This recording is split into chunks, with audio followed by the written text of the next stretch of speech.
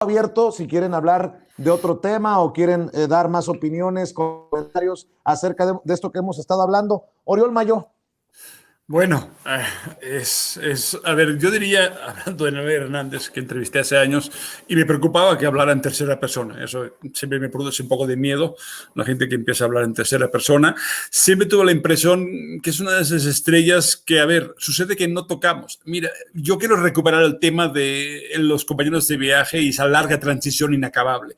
¿Qué sucedió? En este camino, prácticamente además, estando como estaba uno bastante solo, porque en verdad hubo momentos históricamente, hablo entre el 2009 y el 2015, o sea, hasta la Casa Blanca, que francamente los medios cooperativos eran muy fuertes, muy dominantes, aún los medios alternativos estaban empezando y se fueron posicionando. Yo creo que en 2018 se visibilizaron mucho más y con mucha más fuerza. En 2018 desapareció de alguna forma Televisa o esa televisión tan dominante, esas radios tan dominantes, ese mundo que parecíamos, los que estábamos en la travesía del desierto, parecíamos casi como Moisés, los 100 amigos y poco más. Entonces teníamos gente como Manuel Hernández y mucha más gente que en realidad uno podía discutir, podía pensar que a veces, como aquí en señalado, hacían cosas que francamente eran muy discutibles. Algunos reportajes, algunos libros que francamente si ahora le diéramos un análisis serio, pues creo que no pasarían la prueba del tiempo. Se permitieron cosas porque en ese sentido éramos parte, en cierta forma, de una idea de cambio que empezó en el 2000 a intentarse, que no fructificó, que realmente era compleja y caótica. Yo recuerdo hasta en el Zócalo, José Antonio Crespo hizo un libro sobre las elecciones de 2006 y como dijo entonces que quizá era posible que hubiera algún tipo de fraude, pues uno hasta lo aplaudía a sabiendas que Crespo es un tipo de personaje que el día que llegara un gobierno mínimamente de izquierdas lo tendríamos en contra. Y eso es por decir claramente cómo está hoy en día. Entonces uno prácticamente en esta soledad de saberse oposición, de saberse fuera completamente de ese régimen que no permitía ninguna broma, pues había, insisto, teníamos en ese sentido un cierto compañerismo que explica por qué en realidad también hay una separación afectiva y emocional, como la que sucedió, por ejemplo, entre el zapatismo y la izquierda, digamos, de obradorista durante muchos años y que a mucha gente le gustó mucho y que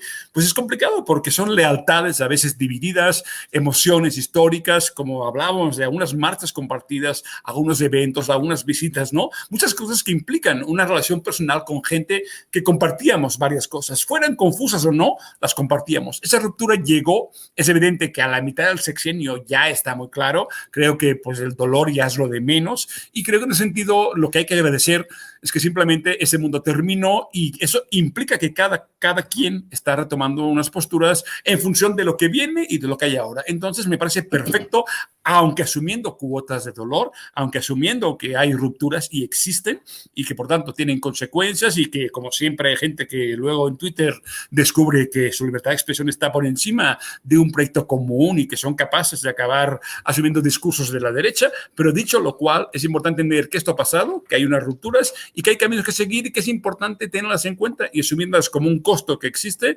pero teniendo claro que sí hay un proyecto común, que hay una lealtad, insisto, una sensación de que por primera vez caminamos en algo que no es puramente la resistencia.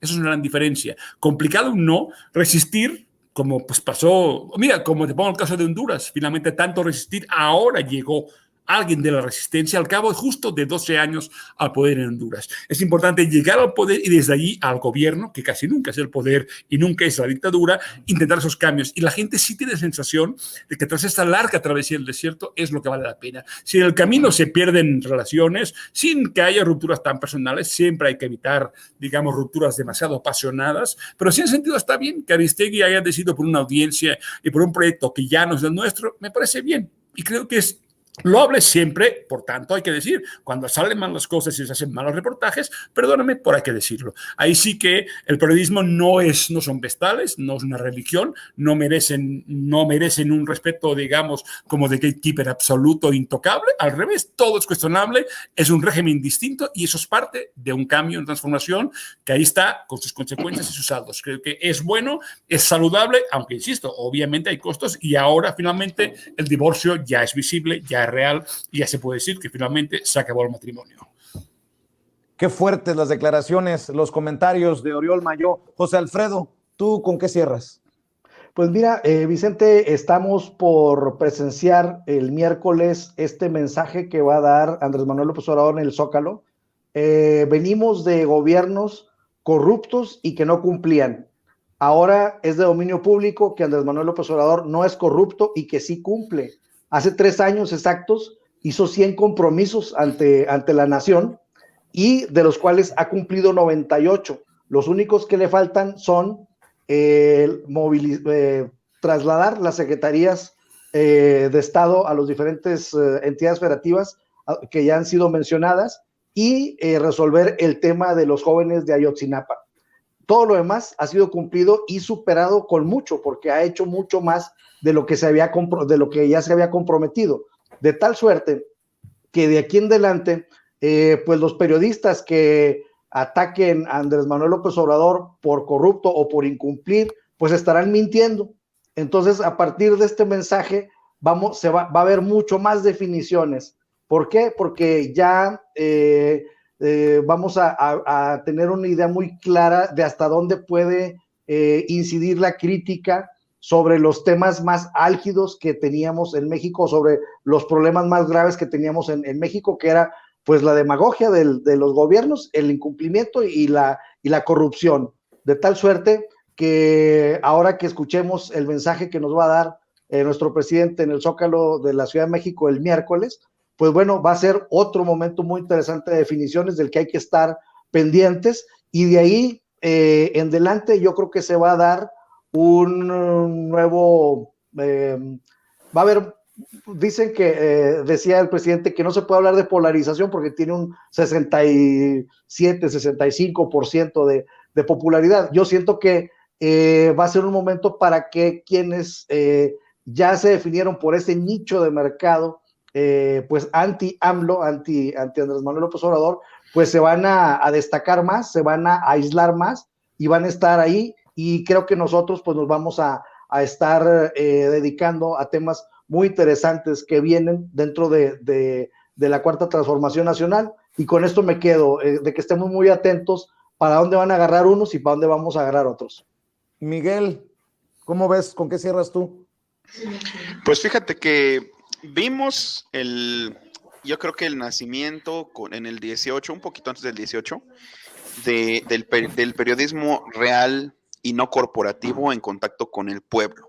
Creo que corren buenos tiempos para nosotros. Creo que es un área de oportunidad ver que la gente pues agarra su bando, ver que se montan en su macho, de decir, no, los únicos periodistas aquí somos nosotros, y de que mantienen pues ese halo que tenían antes, de que yo soy la credibilidad, yo soy la metodología, yo soy el propio periodismo en sí encarnado. Pues creo que nosotros lo debemos de capitalizar, porque nosotros de entrada pues aquí llegamos no solo con toda la convicción pues de ser objetivos, porque no tenemos nada que nos respalde en cuanto a una gran corporación. La gran corporación que aquí nos abre un poquito espacio, pues resulta que ni siquiera ella nos consiente, ¿no? Cuando quiere nos quiere cerrar la boca. Entonces, más nos vale a nosotros, porque así funciona este medio, más nos vale a nosotros mantener no solo la credibilidad, sino también, o por lo tanto, la cercanía con el pueblo. Porque pues eso es lo que ya no tienen estas personas, ya no tienen credibilidad, porque todo eso estaba soportado por un discurso que era invasivo y que en todo momento te estaban repitiendo que eran ellos, que eran los dueños de la credibilidad, casi los dueños de la verdad, aseveraciones muy peligrosas y muy megalómanas, pero que prácticamente pues era de lo que nos tenían convencidos. Y ahora pues nosotros creo que tenemos que capitalizar precisamente estas falencias, esta decadencia del periodismo corporativo, y creo que para nosotros corren tiempos muy buenos, corren tiempos halagüeños, nos tiene que ir bien junto con el pueblo, porque somos, me parece que pues periodistas del pueblo, sin que esto suene demagógico, pero somos periodistas del pueblo, somos gente que le apostamos a estar mejor en contacto con la gente, y no me refiero con la gente que paga grandes sueldos y te dice qué callar o qué decir o qué gritar, sino simplemente pues con aquellos que querían información y que supimos de cierta manera, tratamos de entender que hay una necesidad de información objetiva, ya saben que pues, la objetividad no existe, pero a lo mejor en apego a unas ciertas convicciones sin traicionarnos. Y para nosotros, para todos los que estamos en esta mesa, creo que no vamos a decir que estamos del lado correcto de la historia, pero al menos lo estamos haciendo con una convicción que nos hace estar seguros de que no vamos solos en este camino. Muy bien, cerramos, profe. Jesús López Almejo, tu comentario para cerrar esta mesa de diálogo. Sí, pues mira, querido Vicente, estaba viendo que algunas personas me estaban reclamando por qué yo, siendo un doctor en relaciones internacionales y teniendo un canal de relaciones internacionales, hablo tanto de política mexicana. La primero, porque soy mexicano. Lo segundo, porque defiendo la verdad y la justicia. Y lo tercero, es porque hay patrones de conducta de los que México es un caso paradigmático que posteriormente lo vemos reflejado en otros países.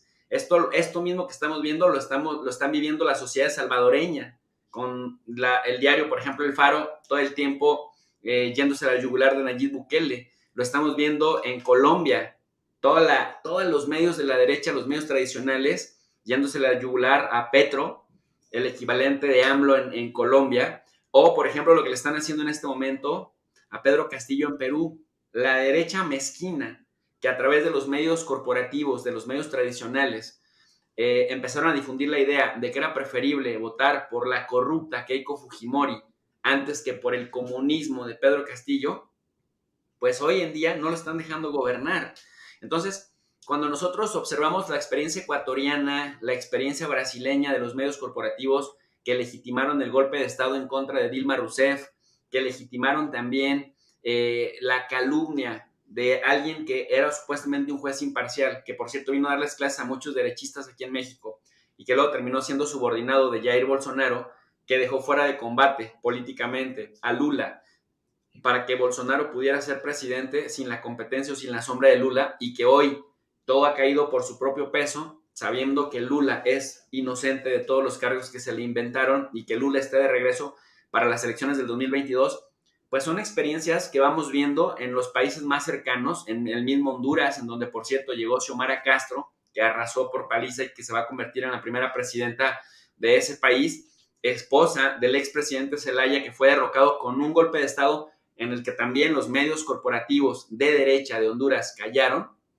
Pues vemos ese mismo patrón de conducta acá. ¿Por qué sí es muy importante hablar en el caso mexicano? Porque México representa esa pauta paradigmática de lo que luego vemos representado en otras experiencias internacionales. Por esa simple y sencilla razón hago perspectiva comparada, y por eso es que un profe de Relaciones Internacionales también se mete a hablar de política nacional, y además con honestidad intelectual.